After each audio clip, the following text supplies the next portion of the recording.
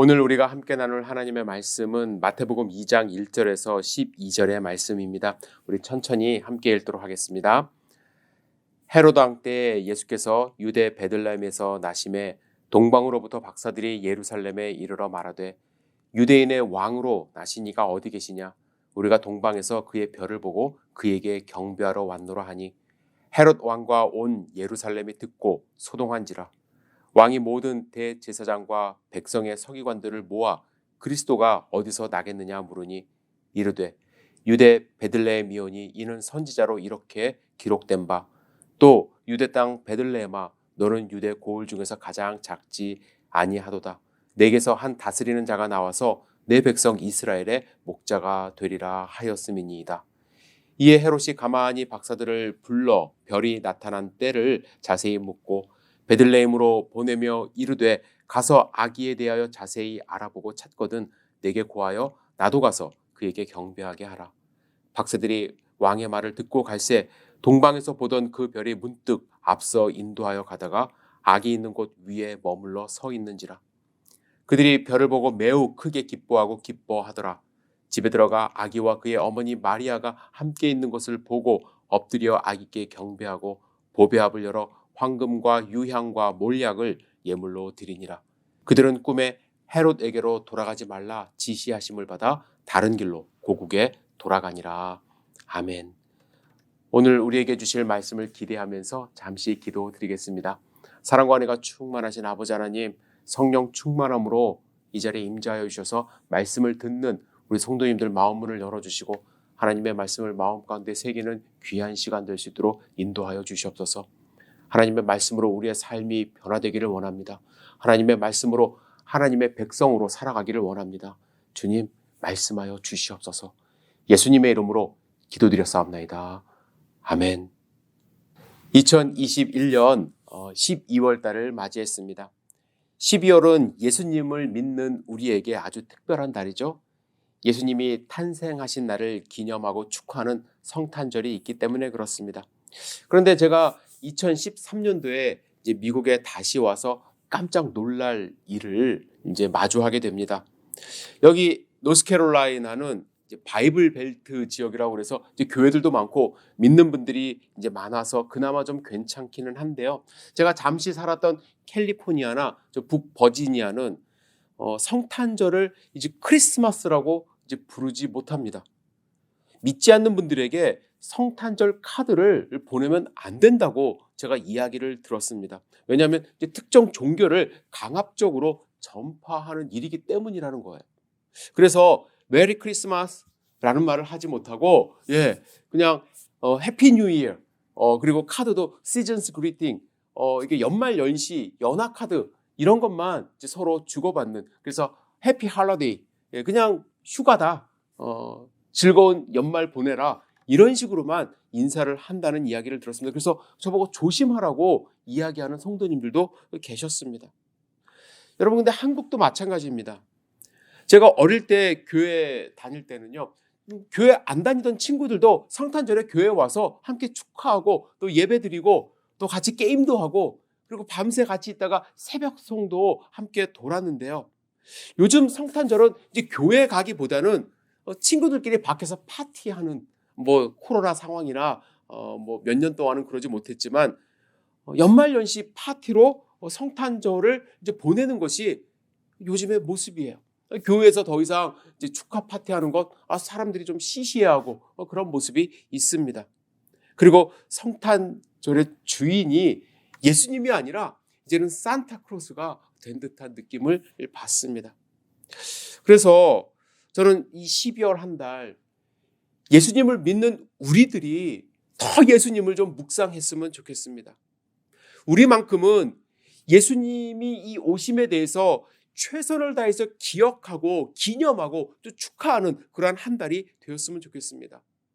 그래서 제가 올 한 해 1년 동안 매일 묵상 그 본문으로 그날에 있었던 주일에 있었던 본문으로 말씀을 준비했는데 앞으로 3주 동안은 본문 이 사사기서가 아니라 이제 복음서에 나오는 예수님에 대해서 우리 함께 좀 묵상해 보려고 합니다. 매일 묵상 자료는 지속해서 나가는데 주일 설교는 여러분들 예수님을 조금 더 묵상하는 주제로 함께 진행을 하려고 합니다. 먼저 오늘은요, 예수님의 탄생 시대에, 예수님이 태어나실 그 시대에 예수님의 탄생을 바라보던 세 가지 다른 시선들에 대해서 함께 좀 묵상을 해봤으면 좋겠습니다. 그리고 나는 예수님을 어떻게 바라보고 있는가, 나의 시선은 어떻게 예수님을 보고 있는지 스스로 점검해보는 시간을 가졌으면 좋겠습니다. 첫 번째 말씀드리고 싶은 사람들은 동방 박사들입니다. 동방 박사들. 여기서 말하는 동방은 오늘 본문에 이제 동방에서 온 박사 말씀하시지 않습니까? 어떤 분들은 이 동방에 대해서 중국이라고 이야기하시는 분들도 있고요. 또 좀 심하신 분들은 이제 신라 시대에 있었던 어떤 사람들, 별을 관측하던 사람들이 거기까지 갔다라고 말씀하시는 분들도 있습니다. 하지만 이제 대부분의 성경 학자들은 여기서의 동방은 페르시아 제국을 말한다고 이야기를 하죠. 페르시아는 지금의 이란, 이라크 그리고 그 주변까지 영토를 확장했던 대제국입니다. 그리고 박사라 함은 별을 연구하는 사람들이에요. 그래서 별을 보면서 이제 점을 치는 사람들, 미래를 예측하려고 했던 사람들을 이제 박사들이라 이렇게 이야기를 합니다. 그들은 평소처럼 별을 연구하다가 평소에 보지 못한 큰 별을 이제 발견을 합니다. 왕이 태어났다고 상징하는 별을 발견을 해요. 박사들은 가만히 있을 수가 없었습니다. 그동안 평소에 보지 못했던 정말로 위대한 왕이 태어난 그 별을 그들이 봤기 때문이죠. 그래서 왕께 찾아가 경배해야 한다고 생각을 했고 왕에게 어울리는 선물을 준비합니다. 황금, 몰약, 유향입니다. 박사들은 별을 따라 1000km나 떨어진 유대 땅까지 오게 됩니다. 그리고 왕이 나신 곳이 어디 있느냐, 왕이 어디 있느냐 수소문하기 시작합니다. 결국 베들레헴에 멈춘 별을 보고 집에 들어가 아기가 어머니와 함께 있는 것을 보고 보배합을 열어 황금과 유향과 몰약을 예물로 드리며 경배했다고 말씀을 합니다. 여러분, 동방에서 온 박사들, 그들은 예수님을 어떤 시선으로 바라봤을까요? 네, 맞습니다. 예수님을 왕으로 봤습니다. 왕으로. 그리고 예수님이 왕으로 이 땅 가운데서 어떤 역할을 하실 분인지를 알았습니다. 그 시선으로 봤어요. 그래서 예수님께 어울릴 선물을 준비한 것이죠. 그들이 준비한 황금은 두말할 것 없이 왕의 권위를 상징합니다. 그런데 몰약은 무엇입니까? 몰약은 시체의 부패를 방지하는 약으로 사용되었는데요. 막 태어난 아기에게 몰약을 선물한 이유가 무엇입니까? 죽음을 준비하라고요? 네, 맞습니다. 그들은 알았던 거예요. 예수님은 인류를 위해 죽으실 메시아라는 것을 알았기 때문에 몰약을 준비해서 예수님께 찾아온 것입니다. 예수님의 장례를 미리 준비한 것이죠. 그리고 유향은 무엇입니까? 구약의 제사장들이 성소에서 분향단에 사용한 향신료입니다. 유향은 지극히 거룩한 향으로 구별되었습니다. 따라서 동방박사는 예수님이 지극히 거룩하신 분, 하나님으로 인정했다라는 것이죠. 동방박사는 누구보다도 예수님을 제대로 알았습니다. 그런데 본문을 제가 이제 묵상을 하면서 참 안타까운 사실 하나를 발견합니다. 그들은 거기까지만 했어요. 거기까지만. 동방박사들 대단한 사람들이에요. 목숨 걸고 예수님께 경배하기 위하여 낙타 타고 1000km를 걸어왔어요. 그런데 거기까지만 했어요. 결국 그들은 자기 집으로 돌아가 버렸습니다. 물론 성경에 기록이 되어 있지 않기 때문에 그들의 나머지 삶을 어떻게 살았는지 우리가 알 수는 없지만 성경의 기록상으로 보면 그들은 돌아갔어요. 그냥 호기심만 충족하고 경배하고 그들이 보고 싶은 것만 보고 그냥 다시 돌아갔다는 이야기예요. 여러분, 제가 목회하면서요, 많은 동방 박사님들을 경험했어요. 호기심이 많으시고요, 열심히 공부하십니다. 하나님의 말씀도 열심히 읽으세요. 제가 아시는 분들, 여러 분들이 1년에 몇 번씩 성경을 통독합니다. 저보다 더 열심히 하시는 분들 많아요. 여러 가지 버전을 비교하면서 자랑 삼아 말씀하시는 분들도 계세요. 그래서 목사님들의 설교를 잘 분석하십니다. 어느 목사님은 이렇게 설교하시고 어떤 목사님은 저렇게 설교하시고 또 교우들의 심리를 잘 분석하십니다. 그래서 앉아서 이야기하실 때마다 저 사람은 저래서 저런 행동을 하고요. 저 사람은 저래서 저렇습니다. 많은 조언을 또 해주세요.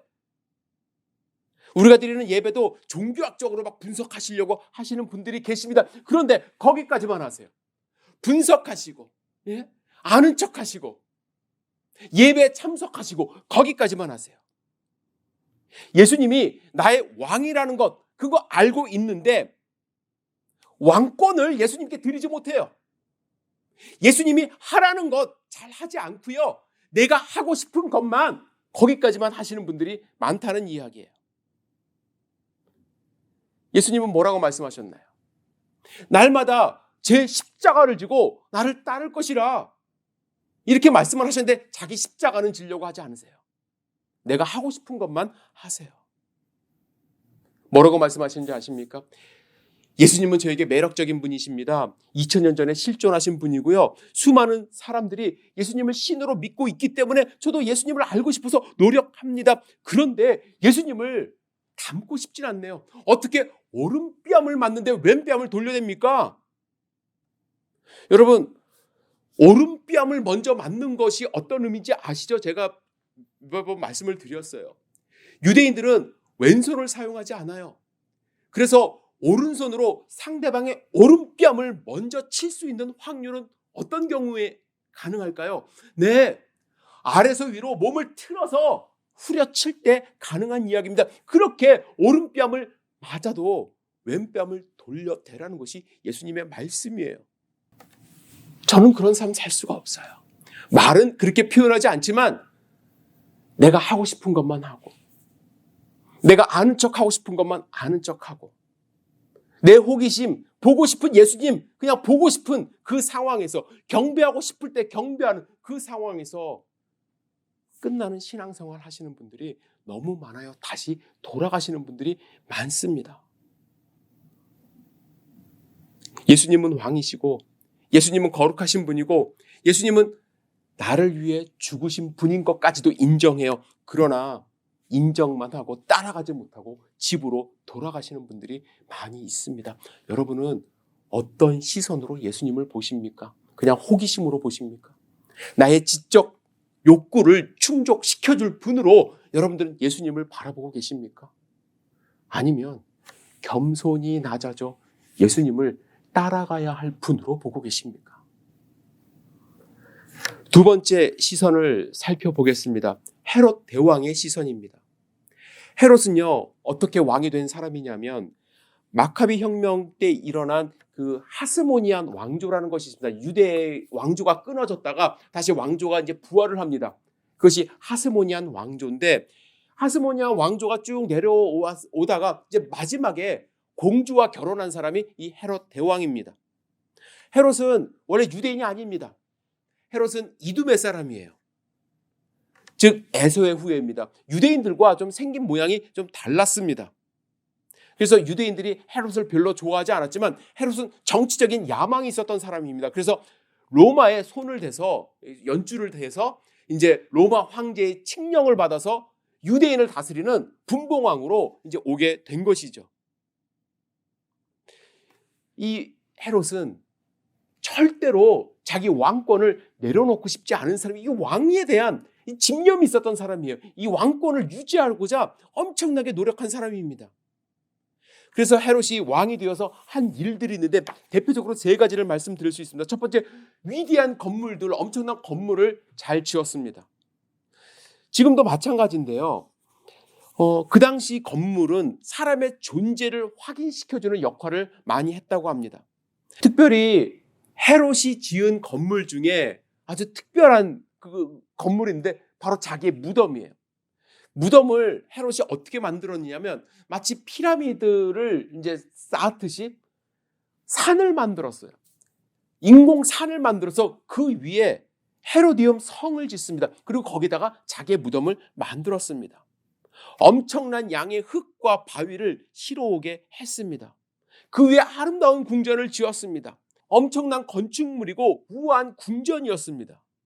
헤롯은 34년을 지배하는데 그는 죽어서도 그 땅의 왕이 되고 싶었던 것입니다. 건물을 통해서 자기의 존재감을 끝까지 드러내고 싶었던 그러한 사람이 바로 이 헤롯입니다. 둘째로 헤롯은 자기의 왕권을 유지하기 위하여 사람을 매수하는 일을 했습니다. 돈으로 샀어요. 유대인들이 자기를 싫어하는 걸 알았어요. 이두메인이라는 이유로. 그래서 유대인의 마음을 사기 위하여 이제 성전을 재건해 주겠다고 했습니다. 하나님의 성전, 여러분 솔로몬이 아름답게 짓지 않았습니까? 하지만 바벨론에 의해서 완전히 무너졌죠. 포로에서 돌아온 이스라엘 사람들이 다시 예루살렘 성전을 지었는데 솔로몬의 성전과 너무 이제 달랐던 거예요.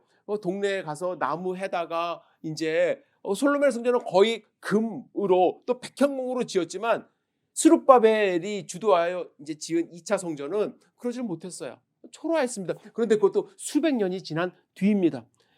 유대 사람들은 이걸 다시 짓고 싶었어요. 근데 돈이 없잖아요. 그때 헤롯이 돈을 대줍니다.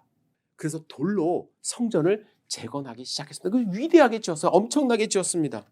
돌 성전 그들이 갖는 것만으로도 상당히 뿌듯한 마음을 유대인들이 가졌고 헤롯에게 마음을 주기에 충분했던 일이라고 이야기합니다.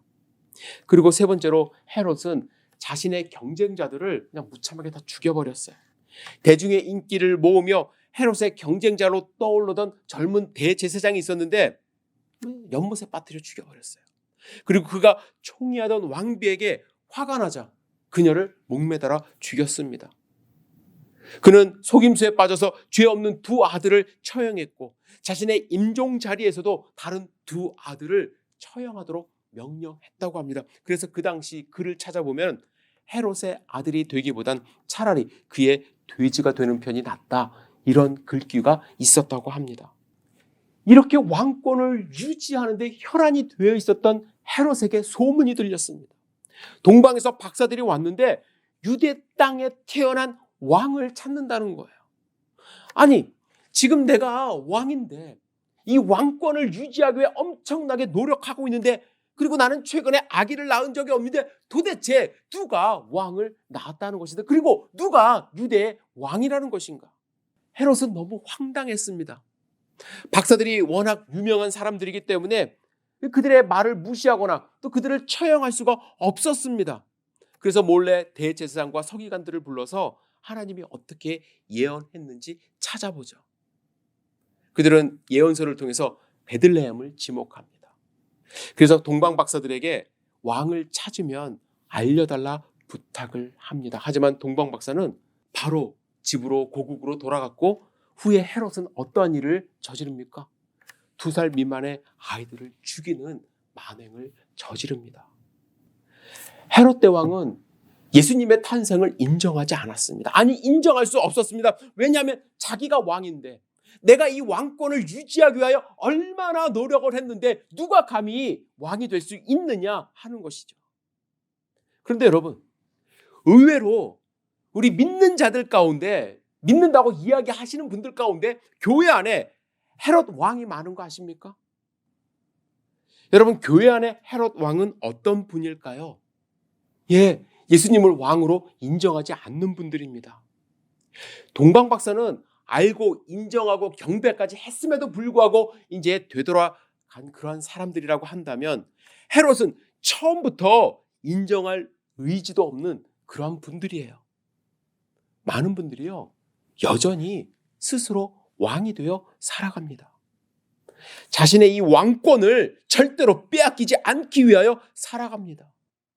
내가 나의 삶의 주인인데 누가 나의 왕이 돼? 절대로 인정할 수 없어. 이런 삶을 살아요. 그런데 참 안타까운 건 뭔 줄 아세요? 자기가 잘 몰라요. 자기는 하나님의 뜻에 순종한다고 말을 하지만 결국에는 자기가 원하는 거 하면서도 자기가 헤롯 왕과 같은 왕권 빼앗기기 싫은 그런 사람인 걸 인정하지 않는 분들이 너무나도 많습니다. 자기 스스로 점검해 보세요. 내가 정말 기도할 때 나의 죄를 자복하고 하나님을 인정하는 기도를 하고 있는가? 하나님의 음성을 들을 때 예스 하면서 순종하는 삶을 살고 있는가? 너 말씀 좀 읽어 할 때 정말 말씀 읽는 삶을 사는가? 누군가에게 말씀을 좀 증거해 라고 했을 때 네 하면서 말씀을 증거하는 삶을 살고 있는가? 아니요. 하나님, 저 바빠요. 제가 해야 될 일 너무나도 많아요. 저 사람 시키세요. 결국에는 자기가 하고 싶은 거 다 하는 그러한 삶. 만약에 그러한 삶을 산다면 헤롯과 별 다를 것이 없다라는 거예요. 예수님을 왕으로 인정하지 않는 것이죠. 헤롯은 예수님을 제거할 대상으로 바라봤습니다. 그 시선으로 예수님을 봤어요. 그런데 만약에 내가 스스로 왕이 되고자 하는 노력을 내가 없애지 않으면, 내 왕의 자리에 내가 스스로 내려오는 그 노력이 없다면 나도 알게 모르게 예수님을 제거하고 싶은 그런 헤롯의 모습으로 살아간다는 것, 여러분 분명히 아셔야만 합니다. 여러분들의 왕좌에 그 자리에 누가 앉아 있습니까? 여러분 스스로입니까? 아니면 예수님이 여러분들의 삶을 명령하는 그 보좌에 앉아 있습니까? 그거 잘 생각해 보시기를 부탁드립니다. 마지막으로 우리가 함께 살펴볼 시선은 마리아의 시선입니다. 여러분, 마리아는 어떤 사람일까요? 예수님의 어머니 마리아는요?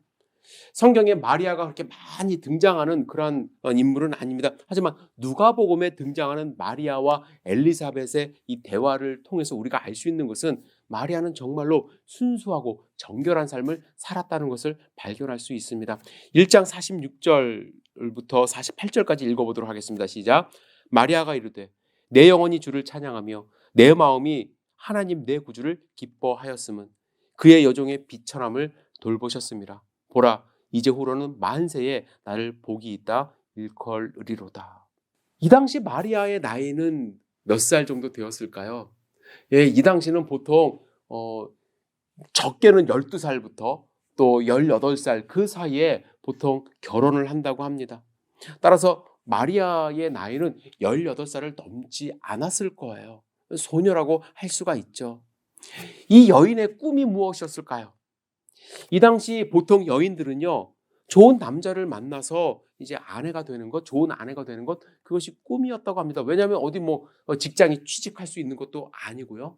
그리고 사회적인 활동을 할 수 있는 그러한 상황이 아니기 때문에 좋은 가정을 꾸리는 것, 그것이 마리아의 꿈이었을 것입니다. 마리아는 왕이 되는 것, 큰 부자가 되는 것, 그것이 아니라 단지 사랑하는 요셉의 아내가 되는 것, 그것이 바로 이 당시 인생 설계였을 것입니다. 그런데 모든 것이 무너질 만한 소식을 듣게 되는 것이죠. 천사가 나타나 마리아에게 말합니다. 보라, 내가 잉태하여 아들을 낳으리니 그 이름을 예수로 하라. 여러분, 이 소식을 들은 마리아 어땠을까요? 기뻤을까요? 아싸, 내가 예수의 어머니가 된다, 이렇게 이야기했을까요? 아닙니다. 마리아는 너무나도 놀랐습니다. 그래서 이렇게 반문하죠. 나는 남자를 알지 못하니 어찌 이 일이 있으리이까? 이 말을 들은 천사는 이렇게 대답을 해줍니다. 성령이 내게 임하시고 지극히 높으신 이의 능력이 너를 덮으시리니 이러므로 나실 바 거룩한 이는 하나님의 아들이라 일컬어지리라. 이 말을 들은 거예요. 그때 마리아의 반응이 무엇입니까? 저 같았으면 더 말이 안 된다고 팔짝 뛰었을 텐데 마리아는 이렇게 대답합니다. 주의 여종이오니 말씀대로 내게 이루어지리이다. 마리아는 이 상황을 받아들인 거예요. 처녀가 아기를 갖는 것도 말이 안 되는데 더 말이 안 되는 건 자기가 거룩한 하나님의 아들을 낳는다는 거예요. 그런데 그 말까지도 받아들입니다. 내게 이루어지리다 이야기를 합니다. 마리아는 과연 예수님을 어떤 시각으로, 어떤 시선으로 바라본 것입니까? 절대로 인간적인 시선이 아니라는 거예요. 인간적인 시선으로 예수님을 봤다고 한다면 말이 안 됩니다. 절대로 나에게 이런 일이 있어서는 안 됩니다. 지금 누구 파혼당하는 거 보고 싶어서 이러십니까? 항변할 것입니다. 하지만 마리아는요, 자기 자신을 내려놨어요. 자기의 시선을 내려놨어요. 하나님의 시선으로 바라봅니다. 하나님의 말씀으로 바라봅니다. 하나님의 시선으로 예수님을 생각하고 바라볼 때에 받아들이며 주의 여종이오니 말씀대로 이루어지리다. 이런 고백을 할 수 있었던 것이죠. 여러분은 예수님을 어떤 시선으로 보고 계십니까? 많은 분들이 여전히 예수님을 인간적인 시선으로 보세요. 동정녀 탄생? 에이, 말도 안 돼. 겉으로는 표현 못해도요, 속으로는 안 믿으세요. 하나님의 아들? 어떻게 신이 인간의 모습으로 태어나? 아유, 그냥 그거는 그냥 소설 같은 이야기야. 부활? 말도 안 되지. 어떻게 죽었던 사람이 다시 살아나? 나 그거 못 믿어. 내가 성인 군자까지는 인정해. 하지만 하나님이라는 사실은 인정할 수 없어 라며 인정하지 못하는 분들이 오히려 교회 안에 너무나도 많습니다. 그래서 성탄절이 정말로 성탄절 되지 못하고 사회의 헐러데이로 변질되어가는, 그래서 교회 안에 산타크로스가 더 힘을 발휘하는 그런 세상 풍조로 끌려가는 교회의 모습이 되어져 버립니다. 여러분, 우리가 예수님을 제대로 바라본다면, 하나님이 주신 시선으로 예수님을 본다면 정말로 이건 너무나도 위대한 역사적인 사건이 일어난 날 아닙니까? 하나님이 인간의 모습으로 태어난 날이에요. 그러면 우리 믿는 자들은 정말로 그 자체로 경의를 표현하며 말할 수 없는 기쁨을 노래해야 하는데, 그냥 성도들끼리 만나서 메리 크리스마스, 해피 할러데이, 이렇게 무의미한, 무미건조한 인사만 나누고 또 한 해를 지나가는 그런 연말 연시의 한 행사로 여러분들이 치부해 버리는 것은 아닌지요. 그러지 않았으면 좋겠어요. 받아들이시고 예수님을 증거하시고 정말로 우리를 위하여 이 땅 가운데 오신 예수님께 감사하는 그런 성탄절이 되었으면 좋겠습니다. 우리의 시선을 바로 하셔야 돼요. 마리아는 어떻게 해서 그런 시선을 가졌을까? 정말로 인생을 완전히 송두리째 바꿔버리는 그 이야기를 들었을 때 어떻게 그렇게 순수하게 그대로 마리아는 받아들일 수가 있었을까? 단 한 가지예요. 그는 하나님의 종이라는 사실을 분명히 깨닫고 있었습니다. 자기 자신을 뭐라고 부릅니까? 주의 여종이라고 부릅니다. 노예라고 불러요. 이것은 단순히 겸손함을 나타내는 호칭이 아닙니다. 완전히 주인에게 귀속된 사람이라는 것을 인정하는 거예요. 주인이 하라는 것만 할 수 있는 사람이라는 것을 믿음으로 고백하는 것입니다. 우리가 하나님 앞에서 종이 되어야 돼요. 그래야 예수님을 제대로 믿을 수가 있습니다. 하나님이 우리를 구속하셨고 하나님이 예수 그리스도의 피값으로 우리를 사셨다는 그 사실을 믿는 여러분과 저라면 우리는 하나님의 종으로서 예수님이 성육신하시고 우리를 위하여 십자가에 달려 죽으시고 여러분과 저에게 천국의 기쁨을 허락하시기 위하여 이 땅 가운데 오셨다는 것을 받아들이고 그 기쁨을 가지고 성탄절을 준비하는 그러한 하나님의 백성이 되어야 될 줄 믿습니다. 사랑하는 성도 여러분, 올해 여러분들 성탄절 어떻게 지내시겠습니까? 그냥 동방박사들처럼 왔다가 그냥 경배하고 집에 돌아가는, 물론 그것도 대단한 일이지만 거기에 머무르지 않으시기를 부탁을 드립니다. 헤롯 왕처럼 예수님을 인정하지 못하고 그냥 또 연말연시 지나가는 것처럼 이렇게 지나가지 않았으면 좋겠습니다.